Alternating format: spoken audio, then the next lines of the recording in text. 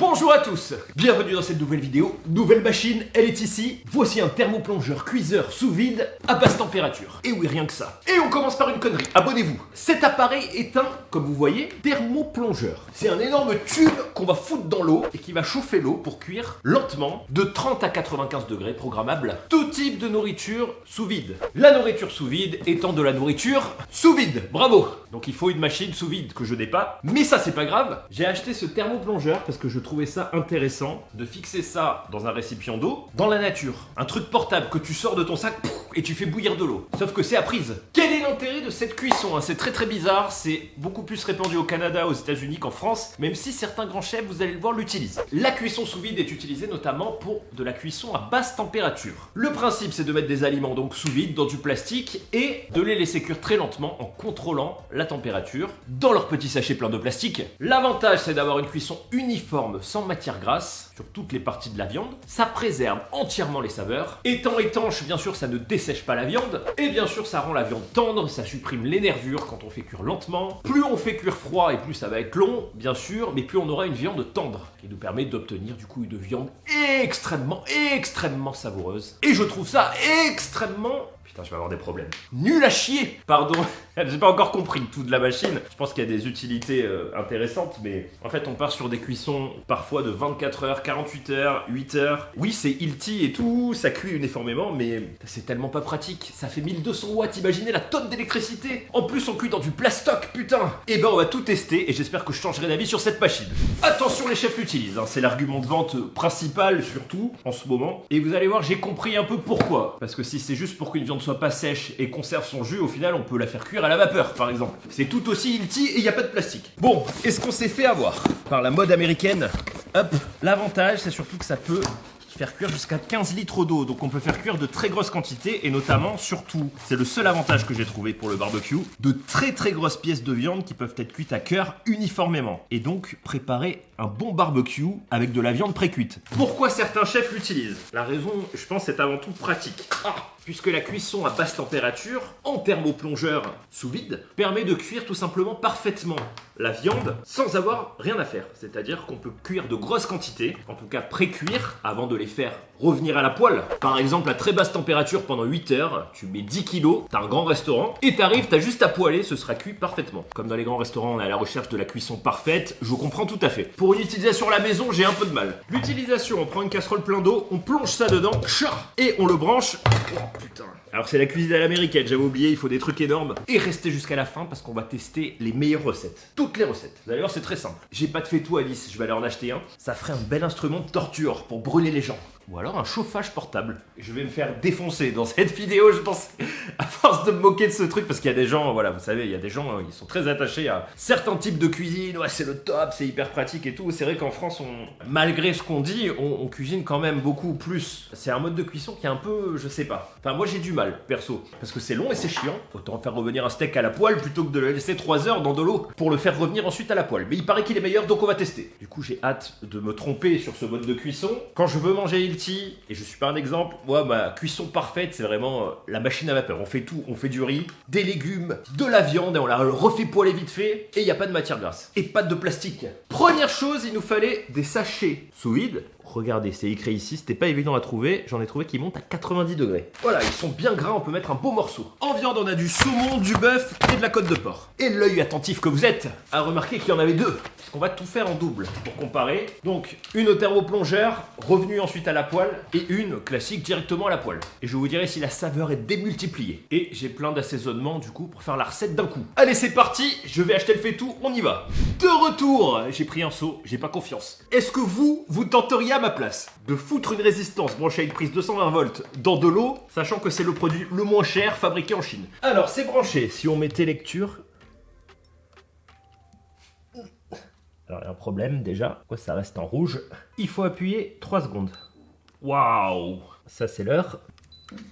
Oh putain, l'eau est à 13 degrés 2. Merde, j'ai mis 60. Ouah, putain, ça chauffe vite par contre. Et là, du coup, on peut monter la température jusqu'à 95 degrés. Ok. Première recette, messieurs, dames. On part sur du bœuf au thym. Ça me rappelle une vidéo que j'ai fait sur les pires recettes. Parce que c'est tellement un truc normal. Autant je comprends de faire un gigot, un truc énorme dedans pour cuire au centre uniformément. Autant je vous avoue que faire un steak au thym, je vois pas comment il pourrait être meilleur. Vraiment, on va tester. C'est aberrant. La technique pour mettre un aliment sous vide sans machine. Heureusement, c'est une technique de survie. Vous allez voir. On enfourne le steak. On rajoute ensuite un petit bouquet garni dedans, dessus.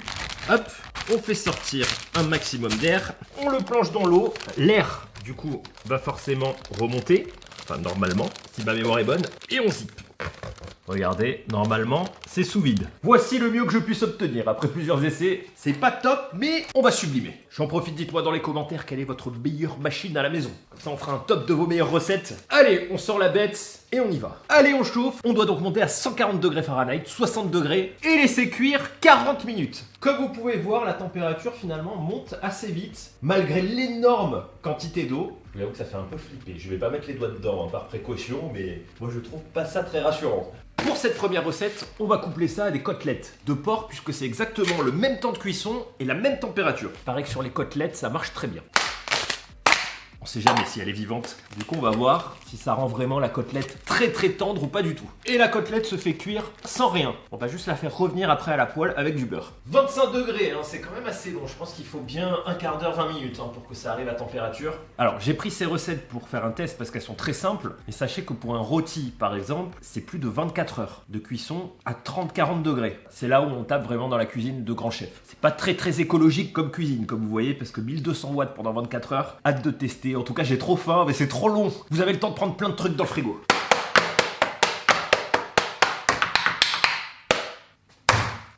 Olé! C'était pour les voisins qui font tout le temps des travaux. Et c'est bon, on y est. Allez à table. Allez, on plonge notre steak. Hop. Évidemment, c'est du plastoc, ça flotte. Voilà pourquoi il faut mettre des gros morceaux. Bon, je vais le faire couler. De la cuisine au plastique. On sait jamais. Alors, on en est vraiment arrivé là. Genre à faire de la cuisine comme ça. Bon, c'est bon, la viande est immergée. On se retrouve pour le résultat dans 40 minutes. Et c'est bon, c'est enfin cuit, c'était long, j'ai trop faim. Alors, qu'est-ce que ça donne? J'ai l'impression de cuisiner dans une poubelle. On va commencer par le steak. Waouh, regardez-moi ça. Hein. C'est vrai que ça a l'air bien tendre. Plus qu'à le poêler. Et le porc, du coup, il a perdu beaucoup de jus. Peut-être qu'on l'avait pas assez, du coup, mis sous vide. Vu que j'ai pas de machine, qu'on va poêler. Allez, on va comparer les deux. On va faire cuire notre steak normalement. Donc, dans du beurre à feu doux et un peu grillé. Et l'autre, regardez-moi ça. On va juste le faire saisir à feu vif comme un barbecue. Donc, dans du beurre. J'ai oublié le thym. Hop. Et le sel. Et on se retrouve tout de suite pour la dégustation. Voici le résultat. Nous avons ici le steak à la poêle et le steak thermoplongeur. La nuance est très fine, mais regardez. Sur le thermoplongé, c'est quand même beaucoup plus beau. La couleur est plus rose et le steak à la poêle est beaucoup plus foncé. On commence par le steak à la poêle. Au niveau de l'intérieur et du découpage. Bon, c'est un steak classique, ça accroche.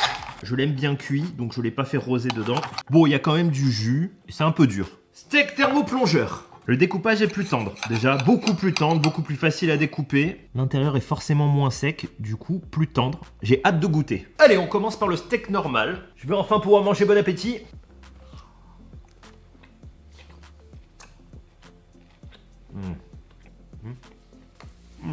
Alors c'est pas très raffiné de prendre un gros bout, mais bon, la viande est quand même dure, un peu élastique, forcément, cuisson à la poêle rapide. J'ai hâte de goûter celui-là parce que passe au steak thermoplongé. Hop. Alors est-ce que c'est bien tendre? À mon avis, c'est le goût du thym qui doit.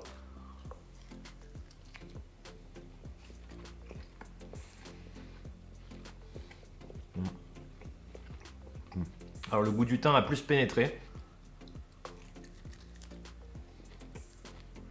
C'est quand même beaucoup plus tendre. Pour l'énergie dépensée, au niveau d'un petit steak, je trouve pas que la différence soit vraiment ouf, quoi.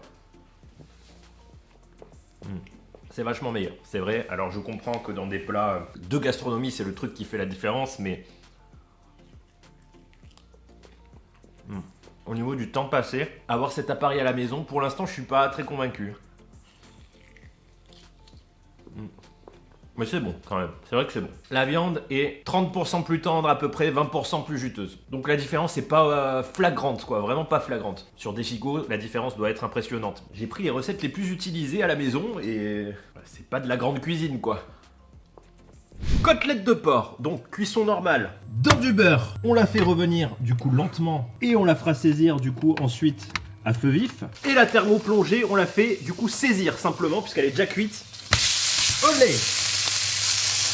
À feu vif, dans du beurre. Et bien sûr, on les sale.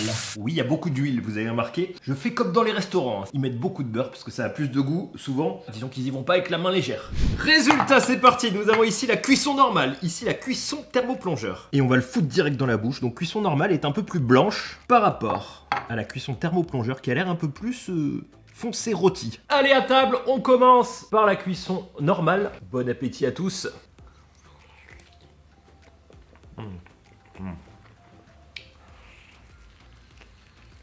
Qu'est-ce que c'est bon. Alors c'est très bon, hein, forcément il y a beaucoup de beurre, c'est bien salé, c'est assez tendre finalement le porc, donc il n'y a pas de contrainte. On va goûter celui-là, il est vraiment très très beau. Version chef.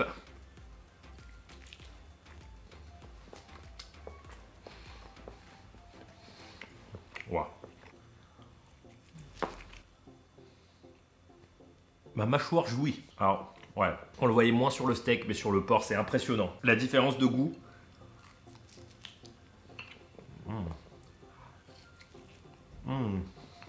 Ah ouais, c'est marrant. C'est extrêmement tendre et plus fondant dans la bouche. Sur le porc, on est sur un gain de tendresse de presque 50-60% en seulement 40 minutes. Donc je pense que sur tout ce qui est bœuf, ça doit prendre beaucoup plus de temps. Quand on fait un gigot, il faut le laisser cuire vraiment longtemps à froid. Et là, on a une grosse différence. Mais sur le porc, c'est plus rapide, donc c'est intéressant quand même. Après, il y a juste un intérêt gustatif, surtout, même s'il paraît que ça garde plus de nutriments. Au final, vu comme c'est chiant et vu la consommation, je veux dire, il y a d'autres moyens de cuisson qui gardent les nutriments aussi. Plus simple, on peut faire une papillote, par exemple, à la vapeur. Attendez, je regoute le premier. Que ce soit pas juste mental parce que... Ah c'est bon. Sur le porc ça a plus goût de rôti en fait. Vous savez quand c'est un peu effiloché, tout ça tendre. Allez on passe du coup à la dernière recette la plus utilisée. La prochaine recette la plus utilisée c'était de faire cuire des œufs. Parce que c'est rapide, ça met 15 minutes. Mais je vois aucun intérêt à faire ça, je vous avoue. Je me demande pourquoi c'est autant répandu au Canada, aux États-Unis. Si vous avez une réponse, mettez-le dans les commentaires. Est-ce que vous trouvez de la nourriture sous vide déjà prête qu'il est possible d'utiliser directement en thermoplongeur? Je me demande, je comprends pas quel est l'intérêt de faire cuire des œufs. Limite on les met au micro-ondes, c'est pareil. Ça cuit plus vite. Un œuf dur, ça prend 10 minutes et ça perd pas de nutriments. On passe donc au saumon au citron. Et il est bio. Moi j'adore le poisson à la vapeur et en papillote. Et poêlé et gratiné au four et au barbecue. J'adore le poisson. La recette est méga simple. On met son saumon et on envoie du coup du citron vert. Tout simplement. Hop. On plonge notre saumon sous vide. 45 minutes à 42 degrés. Hop.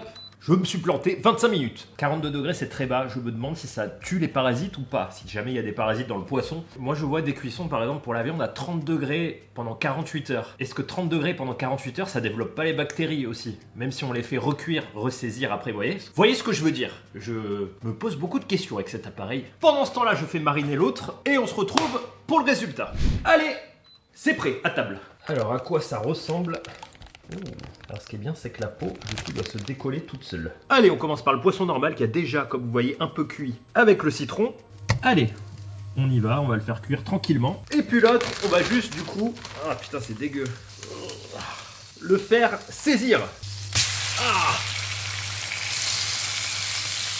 le résultat. Et c'est parti. Alors cuisson normale, bon, on a un beau poisson. Cuisson thermoplongeur, on a un gros problème, c'est que le poisson en fait s'effrite. Pourtant il était rosé encore au centre, hein, pas totalement cuit, mais ça le rend trop mou. Allez bon appétit à tous, on commence par la cuisson normale. J'adore le saumon grillé, bon appétit. Très bon poisson. Ah le saumon c'est tellement bon. Sauf quand il vient de Norvège, bon appétit. Bon bah c'est délicieux, hein, c'est grillé et tendre à l'intérieur. Alors hâte de goûter du coup ce qui nous reste. On va voir si c'est meilleur. Alors on sent pas trop le citron sur celui-là. On va voir. Bon appétit.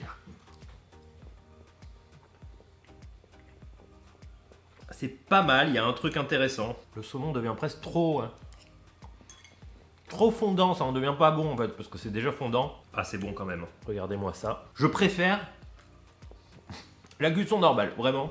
Bilan sur ce magnifique thermoplongeur, nul à chier. En tout cas pour une utilisation à la maison, sauf pour faire voilà, des gros gigots, vous cherchez la cuisson parfaite, pour préparer des gros ribs en barbecue et les faire pré-cuire, mais je trouve que c'est de la triche, autant utiliser et maîtriser, ce qui n'est pas mon cas, un smoker. Par contre, je pense que pour les restaurants, ça peut être utile, quand vous avez plusieurs gigots à faire en même temps, et à faire saisir au dernier moment, ça fait gagner énormément de temps. Dans les restaurants, on cherche toujours la cuisson parfaite, mais pour la maison, vraiment c'est chiant, autant je fais un gigot, je le fais au four, et ça cuit bien, il y a plein de sucre qui coule et tout. Plutôt que de garder son jus à l'intérieur, non, il faut que le jus il coule, il gratine, il pénètre dans les pommes de terre. Je pense qu'en France, cet appareil aura quand même du mal. Pourquoi aux États-Unis, au Canada, ça marche autant? C'est un mystère. Donnez-moi vos théories dans les commentaires et faites péter un max de pouces bleus pour qu'on l'explose. Je vais chercher une utilisation détournée. Si vous avez des idées, dites-le moi. Ça peut faire lisseur. Donc, barbecue. En attendant l'apocalypse, je vous suggère pour la suite cette vidéo. C'était énorme. Mangez gras, survivez, n'achetez pas cette machine et à bientôt. Ciao!